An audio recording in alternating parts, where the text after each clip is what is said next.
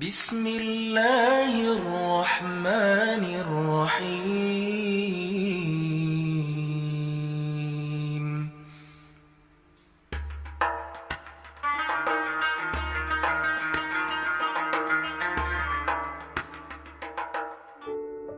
Malam ini kita menyadarkan diri kita, terlebih lagi yang berceramah, jangan kau hanya sampai menyampaikan ayat saja. Hai Abdul Samad, apakah kau yang bicara itu hatimu sudah hidup? Senantiasa merasakan diri, aku orang paling hina, aku orang paling kotor, ditempelkan kening ke lantai di tempat yang diinjak tapak kaki, mengatakan bahwa aku bukan siapa-siapa. Umur diberikan Allah 40, 60, 70. Berapa yang kupakai untuk menolong agama Allah? Berapa yang kupakai untuk mengingat Allah? Mata, tangan, telinga, kaki akan diminta tanggung jawab di hadapan Allah. Dulu dibangga-banggakan, dihormati, dimuliakan. Yang kami muliakan Al-Mukarram, Al-Ustaz. Tapi pada saat tiba masanya, yang kita bawa tak lain tak bukan innallaha la yanzuru ila ajsamikum. Allah tak menengok badan, fisik, bentuk tubuh, baju, ini sampulnya saja. Wala ila suwarikum, Allah tak menengok rupa, wajah. Walakin yanzuru ila qulub, hati kamu yang bersih itulah yang kau bawa menghadap Allah Subhanahu wa taala. Yauma la yanfa'u malun, harta tak berguna, wala banun, anak tak bisa menolong, harta tak berguna, anak tak mampu menolong, illa man atallah, kecuali orang yang datang menghadap Allah biqalbin salim, dengan hati yang bersih, hati yang tulus, hati yang memercikkan cahaya iman, hati yang bersih dari hasad, busuk hati, sum'ah, riya, takabbur. Itulah yang menolong di hadapan Allah Subhanahu wa taala. Apa kata Imam Ali radhiyallahu an? An-nasu niyam. Semua manusia waktu hidup itu tidur. Bapak tidur, ibu tidur, saya tidur. Semua orang waktu hidup itu tidur. Falamma matu, ketika dia mati, disitulah dia baru terjaga dari tidur panjang. Saat Israel mencabut nyawa, ditarikkan adalah satu centapan yang kuat. Disitulah kita baru terjaga dari tidur panjang. Betapa aku meninggalkan salat, betapa aku tak berzakat, betapa dulu kekuasaan. Aku lulus umur 30, pensiun 58, 28 tahun, apapun tak pernah kubuat untuk agama. Sibuk membesarkan anak, sibuk mengurus warisan. Anak pun tak ingat dengan kita, karena kita lupa menanamkan pendidikan agama di dalam otak kepalanya. Harta yang banyak tak sempat menolong agama Allah. Anak tunggal semata wayang tak sempat dididik agama. Istri meninggalkan dalam keadaan stres susah hatinya, karena dia tak diajarkan sabar menerima ridha ketetapan takdir Allah. Dan paling celaka, tak pernah anggota tubuh ini dipakai untuk berzikir, muhasabah, mengingat Allah. Tak pernah mata dipakai menengok Quran, kitab suci Allah. Tak pernah dipakai hati merenung sejenak, apa yang akan kubawa mati menghadap Allah Subhanahu wa ta'ala. Abdul Samad dari dalam tanah naik ke atas tanah, ceramah, masuk balik ke dalam tanah. Yang kau bawa apa? Baju koko tinggal, peci tinggal, pakaian kehormatan tinggal. Yang kau bawa kain tidak berjahit, disobek, kerak. Itu yang akan menyampul kulitmu, yang selama ini kau dimandikan, dibersihkan oleh ibumu dulu 60 tahun yang lalu. Sampai masanya kau lupa kapan kau dimandikan dulu. Sekarang ruh melihat, disebut dia ruh, karena dia raha ya ruhu ruh, seperti aroma semerbak yang datang pergi hinggap. Ruh, sampai masanya dia datang masuk ke dalam jasad. Ruh, sampai masanya dia pergi meninggalkan jasad. Malam ini dimuliakan Al-Mukarram Haji Abdul Samad LCMA. Kenapa Abdul Samad ini dimuliakan? Karena ruh hinggap sejenak sebentar, sampai masanya besok pagi dia ruh keluar dari dalam tubuh ini. anak yang katanya ayahku sayang, istri katanya kaulah abang. Sampai masanya mereka tak lagi mau mendekat. Rumah itu saya yang buat, saya yang mengukurnya. Tapi begitu ruh sudah keluar dari badan, tidak satu pun semeter, sesenti, sejengkal, sehasta ada tempat di rumah itu untuk jenazah bernama jenazah Abdul Somad. Mana kawan, sahabat, andai tolan, anak menantu, teman sekantor, semuanya pergi meninggalkan. Yang tetap dibawa, kalau pernah kaki melangkah salat berjamaah di masjid, kalau pernah tangan mengusap kepala anak yatim, kalau pernah tangan mengucap subhanallah. Nanti di akhir tausiah kita akan berzikir, munajat, muhasabah diri, berdoa, mengenang apa yang akan kita bawa menghadap Allah Subhanahu wa taala. Datang malaikat membawa kain kafan dari cahaya, akan menyambut ruh yang mulia.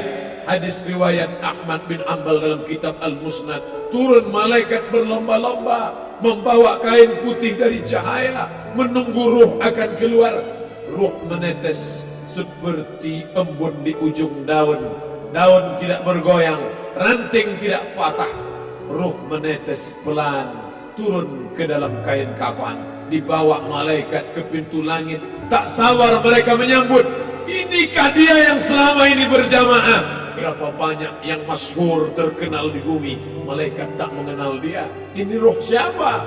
Tapi ini bukan LCMA, dia bukan ustaz, dia bukan ulama, tapi imannya dalam, kekuasaan dipakai menolong agama Allah. Ruhnya keluar di bawah, semua malaikat mengucapkan salam. Inilah orang yang selama ini kami tunggu-tunggu, catatannya sudah lama.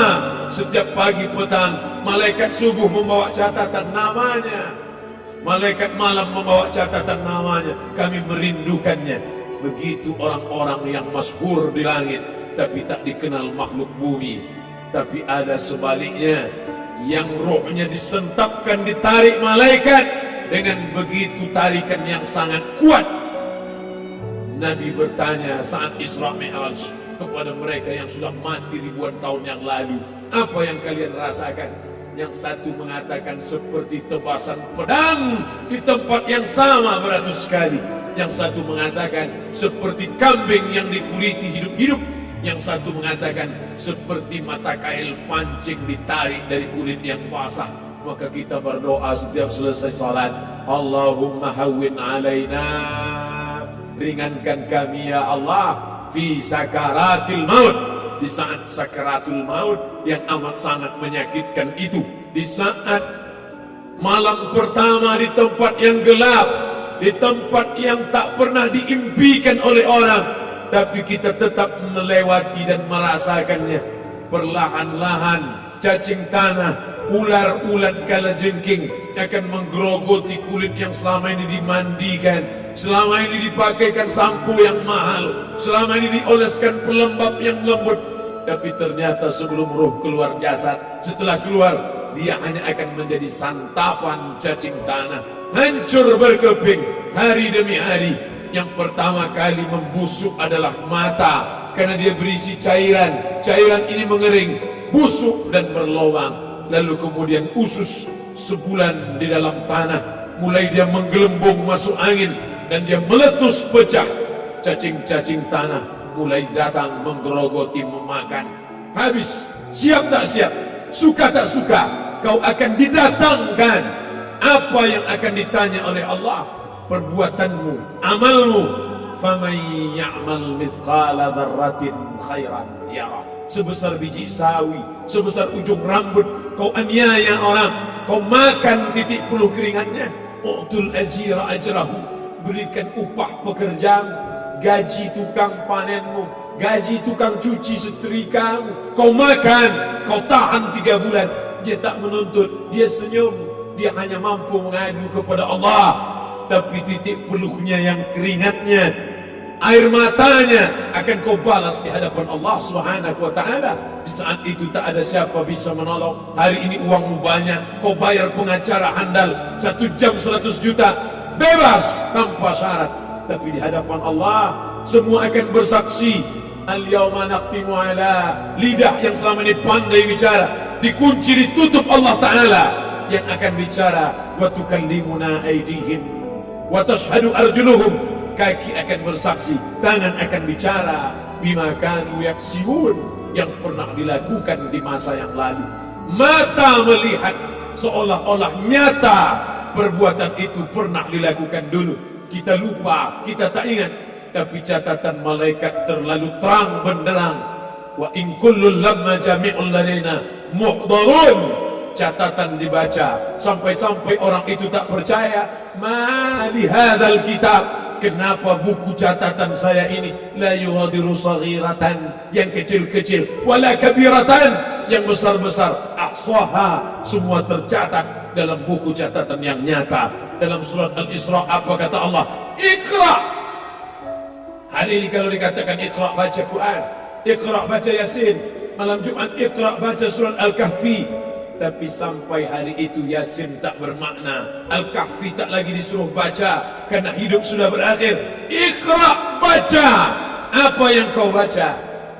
Kafa binafsikal yawma alaika hasiba, baca buku catatan amal. Sampulnya dosa, isinya dosa.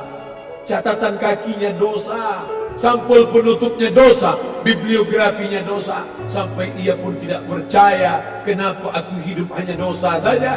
Saat itu dia mendengar teriakan azab, saat itu dia menyaksikan pekikan teriakan sakitnya siksa. Rabbana, ya Tuhan kami, farji'na, balikkan lagi kami ke dunia. Rabbana, ya Tuhan kami, absarna, mata kami sudah melihat azab, wa sami'na, telinga kami sudah mendengar sakitnya pekikan teriakan jeritan. Farji'na, balikkan lagi kami ke dunia. Na'mal salihan, kami ingin amal saleh, kami ingin bantu masjid, kami ingin sekolahkan anak yatim, kami ingin muliakan fakir miskin, kami ingin bantu panti jompo. Farji'na, balikkan lagi kami dunia. Kami ingin salat tahajud, kami ingin tahiyatul masjid, kami ingin puasa sunnah. Saat itu penyesalan tak lagi berguna. Na'mal salihan, kami ingin amal saleh.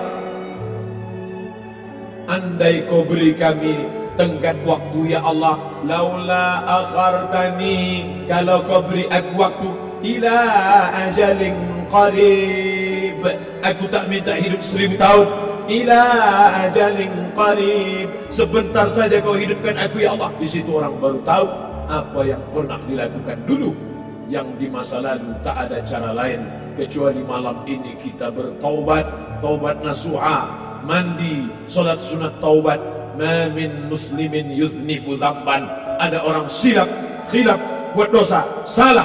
Siapa yang tak pernah salah? Sedangkan datuk moyang kita Adam pun salah, tapi dia mengetahui, sadar salahnya. Dia berdoa, Rabbana zalamna anfusana, kami sudah menzalimi diri kami. Wa illam taghfir lana, kalau kau tidak mengampuni kami, wa tarhamna, kalau kau tidak merahmati kami, lanakunanna minal khasirin, kami termasuk orang yang rugi ya Allah. Maka malam ini kita bermunajat kepada Allah, berdoa, mengenang masa lalu, bergelimang dosa, besok tak akan kita ulang. Kita minta ampun kepada Allah Subhanahu wa taala. Astaghfirullahalazim, astaghfirullahalazim, astaghfirullahalazim.